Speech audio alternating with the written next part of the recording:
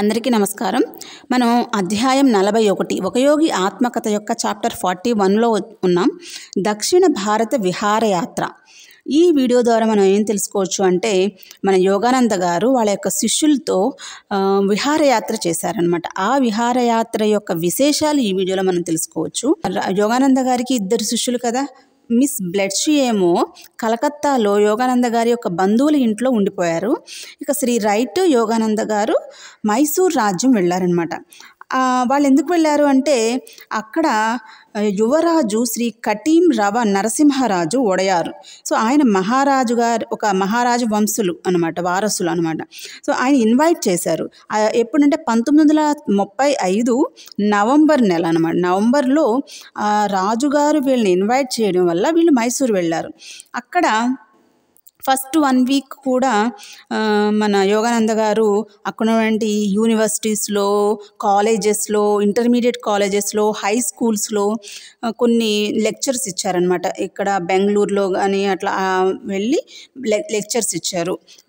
అయితే ఆ తర్వాత వీళ్ళు మన శ్రీ రైట్ గారు అండ్ యోగానంద గారు మైసూరు రాజ్యము అండ్ చుట్టుపక్కల ప్రదేశాలన్నీ కూడా విజిట్ చేశారు. అందులో మొట్టమొదటిగా మైసూరు రాజవంశం వారి కులదేవత అయినటువంటి చాముండి స్వర్ణ రజత పీఠాలు దగ్గరికి వెళ్ళారు. చుట్టుపక్కల ఉన్నటువంటి చాలా ప్రదేశాలని వాళ్ళు దర్శించారనమాట. మైసూరు నగరానికి 12 మైళ్ళ దూరంలో ఒక భారీ కృష్ణరాజ సాగర్ ఆనకట్ట, ఇంకా చాలా భారతదేశం అంతటిలోకి అత్యంత అద్భుతమైన వాస్తు శిల్ప చిత్ర కళా నైపుణ్యాలు ప్రదర్శించే కళాఖండాలు, అలాగే హైదరాబాద్ రాజ్యంలో రాళ్లను మలిచి నిర్మించిన ఎల్లోరా అజంతాల ప్రాచీన గుహాలయాలు, ఎల్లోరాలో ఒక పెద్ద ఏకాండి శిలను, కైలాసనాథాలయము, ఇట్లా అవన్నీ చూసారనమాట. 25 సన్యాసి మఠాలు, 5 ఆలయాలు గల ప్రదేశం అజంతా అనమాట. సో అక్కడ అది కూడా చూశారు. ఇక హైదరాబాద్ నగరంకి ఉస్మానియా విశ్వవిద్యాలయము, బ్రహ్మాండమైన మక్కా మసీదు చాలా అందాన్ని ఇస్తాయని చెప్పేసి. అయితే ఈ మైసూరు నగరం అనేది, రాజ్యం అనేది సముద్ర మట్టానికి 3000 అడుగుల ఎత్తున ఉంది. అలెగ్జాండర్ గారు భారతదేశానికి దండయాత్ర చేసినప్పుడు అక్కడ జరిగిన కొన్ని విశేషాలని కొంతమంది పొందుపరిచారనమాట. కొన్ని కథల రూపంలో అక్కడ ఉన్నాయి. వాటిని తెలుసుకున్న మన యోగానంద గారు మైసూరు వెళ్ళారు కదా, అక్కడికి వెళ్ళినప్పుడు ఆయన తెలుసుకున్నటువంటి ఆ కథని ఇక్కడ మన కోసం ఎక్స్ప్లెయిన్ చేశారనమాట ఈ చాప్టర్లో. ఇప్పుడు మనం ఆ కొన్ని స్టోరీస్ తెలుసుకుందాం. అలెగ్జాండర్ గారి టైంలో జరిగినటువంటి కొన్ని స్టోరీస్.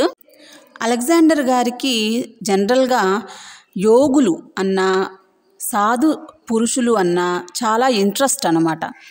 ఆయన వాళ్ళని తన దగ్గరికి తీసుకొచ్చుకునేవాళ్ళు, లేదా ఆయనే వాళ్ళ దగ్గరికి వెళ్ళడం జరిగేది. అలా ఆయన భారతదేశానికి వచ్చినప్పుడు దండామిస్ అనే ఒక సాధు పురుషుణ్ణి ఆయన తెలుసుకుని ఆయన గురించి విని అతన్ని తీసుకురమ్మని వాళ్ళ యొక్క సైనికుల్ని దండామిస్ దగ్గరికి పంపించారు. అయితే ఆయన ఒక అడవిలో ఉన్నారు. ఆ అడవిలో ఈ సైనికులు వెళ్ళి దండామిస్ దగ్గరికి వెళ్ళి, అలెగ్జాండర్ గారు మిమ్మల్ని తీసుకురమ్మన్నారు, దేవుడి కుమారుడైనటువంటి అలెగ్జాండర్ గారు, అలాగే మీరు గనక ఆయన దగ్గరికి వస్తే మీకు చాలా బహుమతులు ఇస్తారు, ఒకవేళ మీరు రాను అంటే మీ తల నరికేస్తారు అని కూడా చెప్తారు. చాలా ఫోర్స్డ్గా ఉన్నటువంటి ఈ ఇన్విటేషన్ని ఆయన పూర్తిగా నిరాకరిస్తారనమాట. తిరిగి సమాధానం చెప్తారు. ఏమని అంటే, మీ అలెగ్జాండర్ గారు దేవుడి కుమారుడైతే నేను కూడా దేవుడి కుమారుణ్ణే, అందులో గొప్ప ఏముంది? ఓకే, అయితే ఒకవేళ మీ రాజుకి ఏమన్నా కానుకలు ఇవ్వాలి అని అనుకుంటే నాకు అవసరం లేదు ఆ కానుకలు, ఎందుకంటే నాకు ఏదైతే ఉన్నదో వాటితో నేను చాలా సంతృప్తిగా ఉన్నాను. నాకు కావాల్సిందేంటి? నేను ఎవరికి రుణపడి ఉంటాను అని అంటే, నాకు రోజు భోజనం పెట్టే మొక్కలు, అట్లాగే నీళ్లు, అంతకుమించి నాకు ఇంకా ఏమీ అవసరం లేదు. నేను ప్రశాంతంగా నిద్రపోతున్నాను ఈ చెట్ల కింద, ఈ అడవుల్లో నేను చాలా సంతోషంగా ఉన్నాను. సో నాకు మీ రాజుగారి దగ్గరికి వచ్చి ఆయన కానుకలు తీసుకోవాల్సిన అవసరం అయితే నాకు లేదు అని ఖచ్చితంగా చెప్పేస్తారు. ఇంకా ఏమనంటారు అంటే, ఈ భూమి నాకు కావలసిన అన్నీ ఇస్తుంది. తల్లి తన పిల్లకు పాలు ఇచ్చినట్టే నా ఇష్టం వచ్చిన చోటికి నేను పోతాను. భౌతికమైన జాగ్రత్తలు బెడద ఏమీ లేకుండా. సో నాకు ఏదో ఆ సంపద కావాలి, బంగారం ఉండాలి, అది ఉండాలి, ఇల్లు ఉండాలి అనేది నాకు ఏమీ లేదు. సో నాకు అట్లాగే భయము కూడా ఏమీ లేదు, ఆందోళన కానీ ఏమీ లేదు.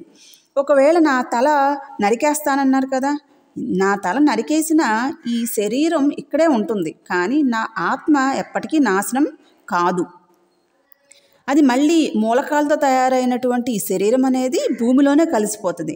కానీ నా దేహం మాత్రం నా ఆత్మ మాత్రం ఇంకొక దేహంలోకి వెళ్తుంది. ఎట్లాగైతే ఒక చినిగిపోయిన చొక్కాని విడిచి మనం ఇంకో కొత్త చొక్కా వేసుకుంటామో అట్లా నా ఆత్మ వేరే శరీరంలోకి వెళ్ళిపోతుంది. సో నువ్వు ఎప్పటికీ నాశనం చేయలేవు. నన్ను ఆత్మనైన నన్ను నువ్వు ఎప్పటికీ నాశనం చేయలేదు అని కూడా నువ్వు అలెగ్జాండర్ గారికి చెప్పమని దండామిస్ చెప్తారనమాట. ఇంకా ఆయన ఏమంటారంటే, అసలు నీకేదో అహంకారం ఉన్నట్టుంది, ప్రపంచాన్ని అంతా నా వశంలో ఉంది అని నువ్వు అనుకున్నట్టున్నావు. కానీ నీ ఆంతరిక విశ్వ సామ్రాజ్యం అనేది ఒకటి ఉంది. మన లోపల ఒక వరల్డ్ ఉంది, ఆంతరిక ఇంటర్నల్ వరల్డ్ ఉంది. ఆ ఇంటర్నల్ వరల్డ్ని నువ్వు నీ గుప్పిట్లో పెట్టుకో. ఈ బయట ఫిజికల్ వరల్డ్ని కాదు, అది సాధించలేని ఇంటర్నల్ వరల్డ్ని నువ్వు నీ గుప్పిట్లో పెట్టుకోలేని వాడివి. ప్రపంచాన్ని నువ్వు ఏ విధంగా గుప్పిట్లో పెట్టుకుంటావని చెప్పేసి నువ్వు అనుకుంటున్నావు అని కూడా అడుగుతారనమాట. ఇంకా ఆయన ఏమంటారంటే, నీదైనదేది దండామిస్కు అక్కర్లేదు కనుక నీ దగ్గరికి రాడు. నీకు దండామిస్ దగ్గర నుంచి ఏమైనా కావాలిస్తే నువ్వేరా అతని దగ్గరికి. సో నాకైతే అలెగ్జాండర్ గారి దగ్గర నుంచి ఏమీ అవసరంలా, కాబట్టి నేను ఆయన దగ్గరికి రాను. ఒకవేళ నా దగ్గర నుంచి ఆయనకి ఏమైనా కావాలని ఆయన అనుకుంటే కనుక నా దగ్గరికి ఆయన్నే రమ్మను, నేనైతే రానని చెప్పేసి ఖచ్చితంగా చెప్పేస్తారు. ఇవన్నీ కూడా వాళ్ళ సైనికులు వెళ్ళి అలెగ్జాండర్తో చెప్తారు. అలెగ్జాండర్ మొత్తం అంతా కూడా శ్రద్ధగా విని ఇక ఆయనకి ఈయనే ఏకైక విరోధి అని తనను మించిన వాడిగా, అంటే అతన్ని మించిన వాడిగా ఆయన్ని చూడాలన్న కోరిక అనమాట అంతకు ముందెన్నడూ కలగనంత ప్రబలంగా కలిగింది. సో అలెగ్జాండర్ గారు ఇదంతా విన్న తర్వాత ఆయన ఒక్కటే ఫీల్ అవుతారు. సో ఈ దండామిస్ అనే వ్యక్తి అతనికి మించినటువంటి ఒక వ్యక్తి, అండ్ ఆయనే వెళ్ళి స్వయంగా చూడాలనే కోరిక అనేది ఈయనకి ప్రబలంగా అనిపిస్తుంది అన్నమాట. ఇక అది ఒక చిన్న స్టోరీ. అండ్ ఇంకొక స్టోరీ ఏంటి అంటే, మన అలెగ్జాండర్ గారు కొంతమంది బ్రాహ్మణ తపస్సుల్ని తన దగ్గరికి తెచ్చుకుంటారు. తక్షశిలకు ఆహ్వానించి కొన్ని డిబేట్స్ అంటారు కదా, సో అట్లా డిబేట్స్, వాగ్వివాదం అంటాం కదా, వివరాలు ఫ్లూటార్కా పొందుపరిచాడు అనమాట. ఇవన్నీ కూడా ప్రశ్నలన్నీ అలెగ్జాండర్ తయారు చేశాడు. కొన్ని క్వశ్చన్స్ ఆ బ్రాహ్మణోత్తముల్ని అలెగ్జాండర్ గారు అడుగుతారు, వాటికి సమాధానం వాళ్ళు చెప్పాలన్నమాట. అలా ఒక డిబేట్ అనేది, ఒక డిస్కషన్ ప్రాసెస్ అనేది తక్షశిలలో జరిగింది. సో అందులో కొన్ని క్వశ్చన్స్ ఇప్పుడు ఇక్కడ మనం తెలుసుకుందాము. ఫస్ట్ క్వశ్చన్, అలెగ్జాండర్ గారు అడిగిన ఫస్ట్ క్వశ్చన్ ఏంటంటే, అసంఖ్యాకంగా ఉన్నవి ఏమిటి, బతికున్నవా చచ్చిపోయినవా? దానికి ఆన్సర్ పురుషులు ఏం చెప్తారంటే, బతుకున్నవి, చచ్చిపోయినవి లేనివే కనుక. సో అసంఖ్యాకంగా న్యూమరికల్గా భూమి మీద ఉన్నాయి ఏంటి అంటే బతుకున్నవే, చనిపోయినవి ఇక లేవు కదా భూమి మీద, ఇంకా వాటిని నెంబర్ ఎందుకు మనకి అన్నట్టు. ఇక నెక్స్ట్ క్వశ్చన్ ఏంటంటే, పెద్ద పెద్ద జంతువుల్ని పుట్టించేది ఏమిటి, సముద్రమా భూమా? సో భూమి అనేది ఆన్సర్ అనమాట. సముద్రం కేవలం భూమిలో భాగం కనుక. సో మూడో క్వశ్చన్ ఏంటంటే, జంతువుల్లో అన్నిటికన్నా తెలివైంది ఏమిటి? మనిషికి ఇంతవరకు పరిచయం కానిది, అజ్ఞాతమైన దానికి మనిషి భయపడతాడు. సో మనిషికి ఒక జంతువులన్నిటిలోకి తెలివైనది ఏంటి అంటే, మనిషికి ఇంతవరకు పరిచయం కానిదంట. ఎవరైతే ఒక మనిషి చూడండి ఏదన్నా ఉంది అంటే దానికి అతను భయపడుతున్నాడు, కాబట్టి భయపెడుతుంది, కాబట్టి అదే తెలివైంది అని ఇక్కడ ఉద్దేశం. సో అండ్ ఫోర్త్ క్వశ్చన్ ఏంటంటే, మొదట ఉన్నదేది, దినమా రాత్రా? సో ఒక దినం ముందు నుంచి ఉంది. సో ఫస్ట్ ఉన్నది ఎప్పుడు కూడా పగలే అని ఇక్కడ ఆన్సర్. అండ్ ఫిఫ్త్ క్వశ్చన్ ఏంటంటే, మనిషి తనను ప్రేమపాత్రుడిగా చేసుకోవడంలో ఉత్తమ పద్ధతి ఏమిటి? ఈ క్వశ్చన్కి ఆన్సర్ ఏం చెప్తారంటే, తనకు గొప్ప శక్తి ఉండి కూడా తానంటే ఇతరులు భయపడేటట్టు చేసుకోకుండా ఉంటే మనిషి ప్రేమపాత్రుడవుతాడు. సో ఒక వ్యక్తిని చూసినప్పుడు అతనికి యాక్చువల్గా అంత శక్తి ఉంది, కానీ ఆ వ్యక్తిని చూడంగానే మనకి భయం రాకూడదు. సో భయం కలగకుండా ఉంటే అతను అందరి పట్ల లవబుల్గానే ఉంటాడు. అండ్ సిక్స్త్ క్వశ్చన్ అంటే, మనిషి దేవుడు ఎలా కావచ్చు? మనిషికి అసాధ్యమైంది చేయడం వల్ల. దేవుడు ఎప్పుడు అంటాము? ఒకవేళ మనిషి చేయలేని పని ఎవరైనా చేశారనుకో, నార్మల్ మనిషి చేయలేని పని చేస్తే ఇక అతను దేవుడే అనమాట. నెక్స్ట్ 7th క్వశ్చన్ ఏంటంటే బలవత్తరమైంది ఏది? బతుకా చావా? బతుకు. ఎందుకంటే స్ట్రాంగెస్ట్ ఏంటి అంటే చాలా మన జీవితం అంటే చనిపోవడం కాదన్నమాట, చావు కాదు, డెత్ కాదు, లైఫ్ అది ఏం చేస్తుంది, అనేక చెడ్డల్ని భరిస్తుంది. సో ఈ సమాజంలో చాలా చెడు ఉంది, ఆ చెడు అంతటినీ ఈ జీవితం భరిస్తుంది కాబట్టి జీవితమే చాలా గొప్పది, చావు కాదు అని ఇక్కడ మనకి తెలుస్తుంది. సో ఈ 7 క్వశ్చన్స్కి కూడా మంచి క్వశ్చన్స్, వాటికి ఆన్సర్స్ అనేది మనకి ఇక్కడ మన యోగానంద గారు ఆ టైంలో ఉన్న వాటిని మనకి ఎక్స్ప్లెయిన్ చేశారు, మనకి తెలిసేలా చేశారు. అలెగ్జాండర్ గారు ఇట్లా ఎంతోమందిని ఇంటర్వ్యూస్ చేసి ఆయన ఫైనల్గా ఒక గురువుని ఎంచుకున్నారనమాట. ఒక నిజమైన యోగిని భారతదేశం నుంచి తీసుకువెళ్ళడంలో ఆయన సక్సెస్ అయ్యారు. ఆయన పేరు ఎవరిని ఎంచుకున్నారంటే కళ్యాణ స్వామి. సో ఈయన్ని గ్రీకులు కలనోస్ అనేవారనమాట. సో ఈ కలనోస్ని మన అలెగ్జాండర్ గారు తన గురువుగా ఎంచుకొని అలెగ్జాండర్ తన వెంబటి తీసుకువెళ్తారు. ఎక్కడికి? పెర్షియాకి తీసుకువెళ్తారనమాట. సో అక్కడ మనకి కలనోస్ గారు ముందే నేను రేపు చనిపోతానని చెప్పేసి కొన్ని రోజులు అక్కడ ఉన్న తర్వాత ఆ చుట్టుపక్కల అందరికీ కూడా చెప్తారు, నేను రేపు చనిపోతాను అని చెప్పేసి. ఏం చేస్తారు, అందరూ చూస్తూ ఉండంగా తనకు తాను ఆహుతవుతాడనమాట అగ్నికి. అక్కడే కాలిపోతున్నా సరే కూడా ఎలాంటి బాధ కూడా ఎక్స్ప్రెస్ చేయరు, అదేవిధంగా కదలకుండా కూర్చుంటారు. అయితే చనిపోవడానికి ముందు కూడా అందరితోనూ ఆలింగనం చేసుకుంటారు, కానీ అలెగ్జాండర్ని మాత్రం ఆలింగనం చేసుకోరు. ఏమంటారు, నిన్ను తర్వాత బాబిలోన్లో చూస్తాను అని చెప్తారు. అలెగ్జాండర్ గారు కూడా పెర్షియా విడిచి వెళ్ళిపోతారు. తర్వాత 1 సంవత్సరానికి బాబిలోన్లో చనిపోతారనమాట అలెగ్జాండర్ గారు. సో ఇక్కడ ఈ మునిగా కలనోస్ ఆయన జోస్యం చెప్పారు, ముందుగానే జరిగేది చెప్పారనమాట. ఇక మనకి మరో గ్రంథంలో భారతీయుల గురించి కొన్ని విశేషాలు ఇక్కడ పొందుపరిచారు. అవి కూడా మనకి యోగానంద గారు చెప్తున్నారు. అవేంటంటే భారతీయులు అన్యాయపు వడ్డీ వ్యాపారం చేసి డబ్బు కూడబెట్టరు, అసలు అప్పు తీసుకోవడమే తెలియదు వారికి. తప్పు చేయడం కానీ దాన్ని సహించడం కానీ భారతీయుల వ్యవహారం రూఢికి విరుద్ధం. అంచేత వాళ్ళు కాంట్రాక్ట్లు కానీ జామీన్లు కానీ అది ఏమీ ఉండవు అన్నమాట, వాళ్ళకి తెలియదు అసలు అవన్నీ. అలాగే ఏదైనా డిసీజ్ వచ్చిందనుకోండి, వాళ్ళు ఏం చేస్తారంట, సాదాగా అంటే నయం చేయడం అనేది సాదాగా జరిగిపోవాలి, సహజమైన రీతిలోనే జరగాలి. మందులు వాడకం అనేది అక్కడ ఉండదు. సో ఆ మందులు వాడకం కన్నా కూడా పథ్యం చేయడం వల్ల జబ్బులు నయమవుతాయి అనేది వాళ్ళ నమ్మకం, భారతీయుల యొక్క నమ్మకం అన్నమాట. కాలస్త్రీ, పట్టీలు ఇవే ఎక్కువగా వాడేవారు, రెమెడీస్గా ఇవే ఎక్కువగా ఉండేవి. తక్కినవన్నీ కూడా చాలా హానికరం, స్లోగా అవి మనల్ని ఇబ్బంది పెడతాయి ఏదైనా అని చెప్పేసి వాళ్ళ ఉద్దేశం అన్నమాట. ఎక్కడ పడితే అక్కడ కనిపించే గుళ్ళు దక్షిణ భారతదేశంలోని అనేక మంది సాధువుల్ని అనుక్షణం గుర్తుకు తెస్తాయి. వారిలో ఒకరు తాయు మణవార్. సో ఆయన మనకొక సవాలు అనేది ఒక పద్యాన్ని రాశారనమాట. ఆ పద్యాన్ని ఇక్కడ మనకి యోగానంద గారు మనకి వివరిస్తున్నారు. ఆ పద్యం ఏంటంటే, పిచ్చెత్తిన ఏనుగును అదుపు చేయవచ్చు నువ్వు, ఎలుగు బంటి పులి నోళ్లు ముయ్యవచ్చు, సవారీ చెయ్యవచ్చు సింహం మీద, ఆడించవచ్చు తాచుపామును, బతుకు తెరువు చూసుకోవచ్చు రసవిద్య వల్ల, ప్రపంచమంతా తిరగవచ్చు నువ్వు ఒకరి కంట పడకుండా, దేవుళ్ళని బానిసల్ని చేసుకోవచ్చు, నిత్య యవ్వనుడివై ఉండిపోవచ్చు, నీటి మీద నడవవచ్చు, నిప్పులో బతకవచ్చు నువ్వు, కానీ మనస్సును అదుపు చేసుకోవడం అన్నదే అన్నిటికన్నా మంచిది, వాటికన్నా మహా కష్టమైందిను. సో ఇవన్నీ చేసే బదులు నీ మనసుని అదుపులో పెట్టుకో అని తాయు మణవార్ గారు ఒక ఛాలెంజ్ విసురుతున్నారు తన యొక్క పద్యం ద్వారా.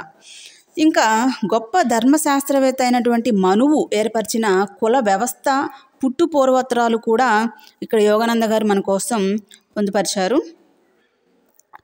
మనువు గారు ఏం చెప్తారంటే, కాయ కష్టం చేసి సమాజానికి సేవ చేసేవాళ్ళు శూద్రులు, ప్రజ్ఞతో నేర్పుతో వ్యవసాయం వర్తకం వాణిజ్యం ఉద్యోగం వంటి వాటి ద్వారా సేవ చేసేవాళ్ళు వైశ్యులు, పరిపాలన, కార్యనిర్వహణ, రక్షణ దక్షత వంటివి గల పాలకులు, యోధులు.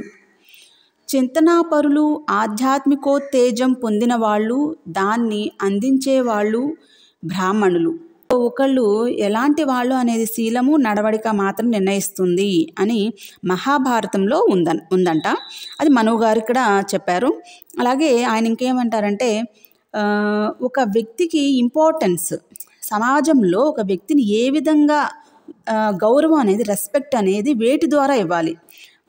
సమాజంలో ఒక వ్యక్తిని వేటి విధంగా ఆర్డర్ ఆఫ్ ప్రిఫరెన్స్ అన్నమాట. ఆర్డర్ ఆఫ్ ప్రిఫరెన్స్ వేటి ద్వారా ఇవ్వాలి అని చూస్తే కనుక ఫస్ట్ ప్రిఫరెన్స్ జ్ఞానం ఉన్న వ్యక్తులకి ఇవ్వాలి. సొసైటీలో ఉన్న జ్ఞానవంతులు ఎవరు అనేది చూసి వాళ్ళకి ఇంపార్టెన్స్ ఫస్ట్ ఇవ్వాలి. ఆ తర్వాత సుగుణం, మంచి బుద్ధి ఉన్న వాళ్ళకి సెకండ్ ఇవ్వాలి. అండ్ మూడోది వయసును ఉన్న వాళ్ళకి తర్వాత, వయసు ఎక్కువ ఉన్న వాళ్ళకి ఫస్ట్ రెస్పెక్ట్, ఆ తర్వాత రెస్పెక్ట్ ఇవ్వాలి. అండ్ ఆ తర్వాత ఫోర్త్ ప్లేస్ బంధుత్వం, రిలేషన్స్కి ఇవ్వాలి. ఆ చివరికి సంపద, డబ్బును బట్టి ఇవ్వాలన్నమాట. So first preference, order of preferences అనేది ఫస్ట్ జ్ఞానవంతులకి, తర్వాత సుగుణవంతులకి, ఆ తర్వాత వయసు ఎక్కువ ఉన్న వాళ్ళకి, ఆ తర్వాత బంధువులకి, ఆ తర్వాత చివరిది డబ్బు ఉన్న వాళ్ళకి రెస్పెక్ట్ అనేది ఇవ్వాలి అని ఇక్కడ మనకి మను సమాజాన్ని శాసించాడు. ఇక మన శ్రీ రైట్ గారును యోగానంద గారు తిరిగి ఇక మొత్తం ఈ దక్షిణ భారతదేశం యొక్క విహారయాత్ర ముగించుకుని కలకత్తా వాళ్ళ రాంచీ ఆశ్రమంకి వెళ్ళిపోదాము అని అనుకున్నారు. కలకత్తాకి వెళ్ళిపోదాము అని అనుకుంటున్నారు. యాక్చువల్గా వాళ్ళకి ఇష్టం లేదు, ఇంకా మైసూరు, దక్షిణ భారతదేశాన్ని ఇంకా పూర్తిగా చూడాలి అనేది వాళ్ళకి బాగా ఉందన్నమాట. కానీ కలకత్తా విశ్వవిద్యాలయంలో జరుగుతున్న భారతీయ దార్శనిక మహాసభ ముగింపు సమావేశంలో మన యోగానంద గారు ప్రసంగించాలన్నమాట. అందుకోసం వీళ్ళు త్వరగా వెళ్లాల్సి ఉంది. ఇక చివరగా మైసూరులో ఇండియన్ అకాడమీ ఆఫ్ సైన్సెస్కు అధ్యక్షులైన సర్ సివి రామన్తో జరిగిన సంభాషణ వాళ్ళు మైసూరులో చివరగా జరిగిందనమాట. సో దానికి వాళ్ళు ఎంతో హ్యాపీ అయ్యారు. సో శ్రీ రామన్ ఎవరు అంటే మహా ప్రతిభశాలి అయిన ఈ హిందూ భౌతిక శాస్త్రవేత్త అన్నమాట, ఫిజిక్స్ సైంటిస్ట్. సో కాంతి విస్తారణ, స్కాటరింగ్ ఆఫ్ లైట్ అనే ఒక ఇంపార్టెంట్ రామన్ ఎఫెక్ట్ని కనిపెట్టారనమాట. దీనికి 1930లో నోబెల్ బహుమతి కూడా వచ్చింది. అంటే ఎందుకు మన ఆకాశం మనకి నీలి రంగులోనే కనిపిస్తుంది అనే దానికి ఆన్సర్ మనకి స్కాటరింగ్ ఆఫ్ లైట్ వల్ల జరుగుతుంది అనేది మన ఎవరు చెప్పారంటే మొట్టమొదటిగా రామన్ గారు. సో ఆయన్ని చివరిగా కలుసుకున్నారు మైసూరులో వీళ్ళిద్దరు, శ్రీ రైట్ అండ్ యోగానంద గారు. బయలుదేరేశారు. మధ్యలో వీళ్ళు కొద్ది దారిలో, అంటే మైసూరు నుంచి కలకత్తా వెళ్ళడానికి మధ్యలో వీళ్ళు సదాశివ బ్రహ్మం గారి స్మారకార్థం నెలకొన్న పవిత్రమైన చిన్న ఆలయానికి దర్శించడానికి ఆగారనమాట. సో ఇక్కడ ఏంటిది అంటే ఇక్కడ ఆయన సదాశివ బ్రహ్మం గారి గురించి మనకి ఇక్కడ కొన్ని యోగానంద గారు స్టోరీస్ చెప్పారు, ఆయనకి తెలిసినవి. యాక్చువల్గా వాళ్ళు వెళ్తా మధ్యలో ఆగారు.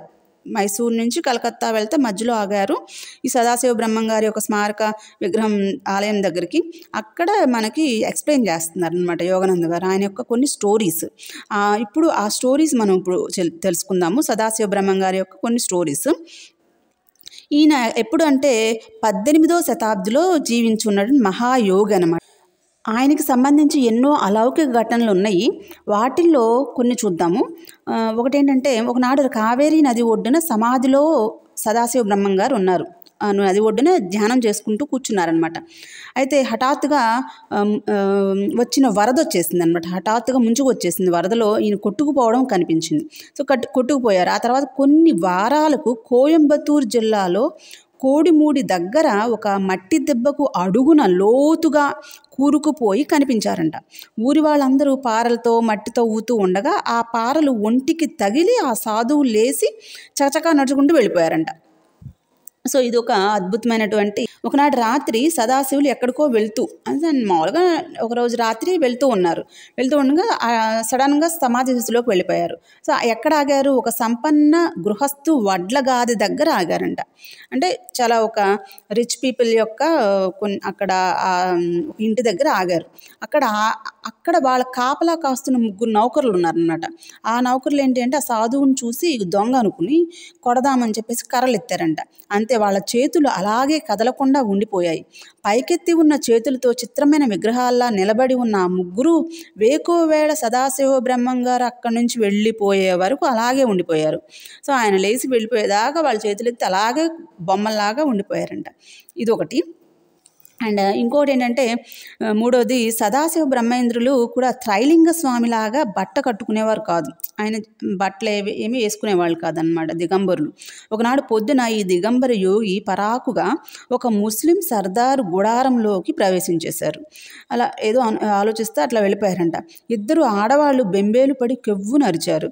సర్దారు కత్తి దూసి క్రూరంగా సదాశివుల చెయ్యి నరికేశాడు. చెయ్యి తెగి పడిపోయింది, కింద పడిపోయిందనమాట చెయ్యి. సదాశివులు అదేమీ పట్టించుకోకుండా బయటికి వెళ్ళిపోయారు. ఏమి నార్మల్గా బయటికి వెళ్ళిపోయారంట. ఆశ్చర్యము పరితాపము పెనువేసుకుపోగా ఆ ముస్లిం నేల మీద పడి ఉన్న చేతిని తీసుకుని సదాశివుల వెనకాలే వెళ్ళాడు. ప్రశాంతంగా ఆ యోగి నెత్తురు ఓడుతున్న మొండి భుజంలోకి ఈ చేతిని జోడించేశారు. సో మామూలుగా ఏదో తీసి పెట్టుకున్నట్టు పెట్టేసుకున్నారంట ఆ చేతిని. ప్రశాంతంగా ఆ యోగి నెత్తురు ఓడుతున్న అప్పుడు ఆ సర్దారు తనకు ఆధ్యాత్మిక ఉపదేశం ఏమైనా చెయ్యమని సదాశివ బ్రహ్మేంద్రుల్ని కోరగా వేలితో ఇసుకలో ఈ విధంగా రాశారంట. ఏమని రాశారంట? నువ్వు కోరేది చెయ్యకు, అప్పుడు నీకు నచ్చేది చెయ్యవచ్చు. నువ్వు ఏదైతే కోరుకుంటున్నావో అది చేయకుండా ఉన్నావనుకో, నీకు ఏది నచ్చుద్దో అది చెయ్యొచ్చు అని చెప్పేసి రాశారంట. దాంతో ఈయనకి ఒక రియలైజేషన్ అనేది వస్తుందన్నమాట. ఆ తర్వాత ఈ యోగుడైన శిష్యుడిగా కూడా అయిపోతారు. పాత అలవాట్లన్నీ కూడా పటాపంచులు అయిపోతాయి. అండ్ ఇంకొక అలౌకిక ఘటన ఏంటంటే, ఒకసారి ఊళ్ళో ఉన్న పిల్లలందరూ కూడా మధుర వెళ్ళాలి అని అనుకున్నారు. అది అక్కడి నుంచి 150 మైళ్ళు దూరం అనమాట. మధురలో అక్కడ ఒక ఉత్సవం జరుగుతుంది. పిల్లలందరూ అక్కడికి వెళ్తే బాగుంటుందని అనుకున్నారు. వెంటనే ఈయన శివ బ్రహ్మంగారు ఏమన్నారంటే, నన్ను పట్టుకోండి అన్నారనమాట. ఆ పిల్లలందరినీ వీళ్ళు పట్టుకోగానే ఒక్క క్షణంలో ఇక్కడ మాయమై అక్కడ ప్రత్యక్షమైపోయారనమాట. అండ్ అక్కడ చక్కగా ఉత్సాహాన్ని అంతా హ్యాపీగా ఎంజాయ్ చేశారు.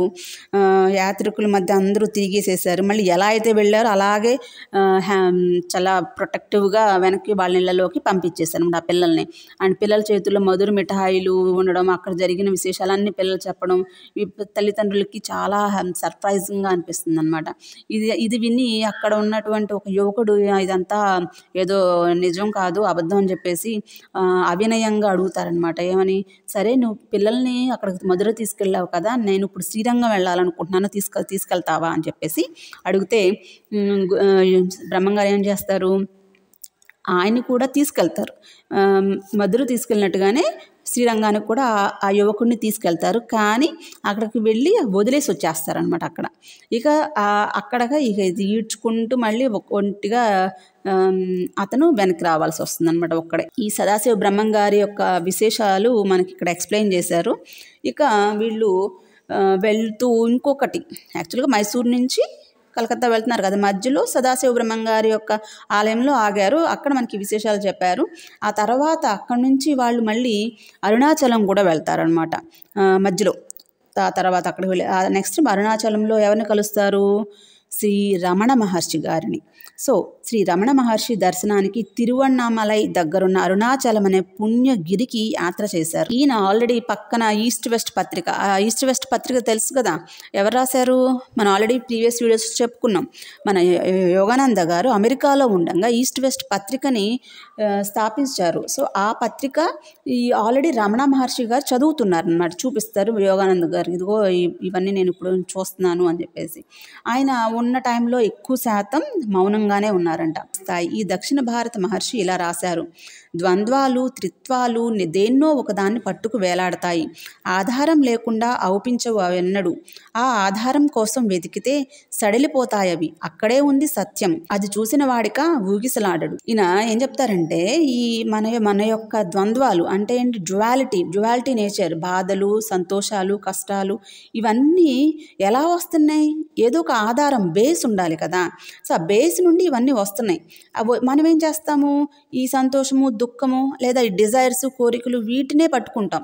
ఆ డిజైర్స్, కోరికలు ఎక్కడి నుంచి వస్తున్నాయి అసలు అనేది కనుక మనం ఆలోచిస్తే, వన్స్ ఎప్పుడైతే మనం ఇవి ఎక్కడి నుంచి వస్తున్నాయని ఆలోచిస్తే కనుక ద్వంద్వాలు, డ్యువాలిటీస్ అనేవి మనకి కనిపించవు. ఆ బేసే కనిపిస్తుంది, ఆ బేస్ని పట్టుకుంటే కనుక.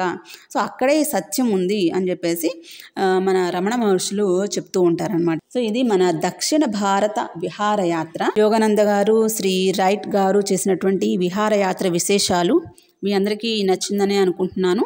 నెక్స్ట్ వీడియోతో, నెక్స్ట్ చాప్టర్తో మళ్ళీ వచ్చేస్తాను. అంతవరకు సెలవు. నమస్తే.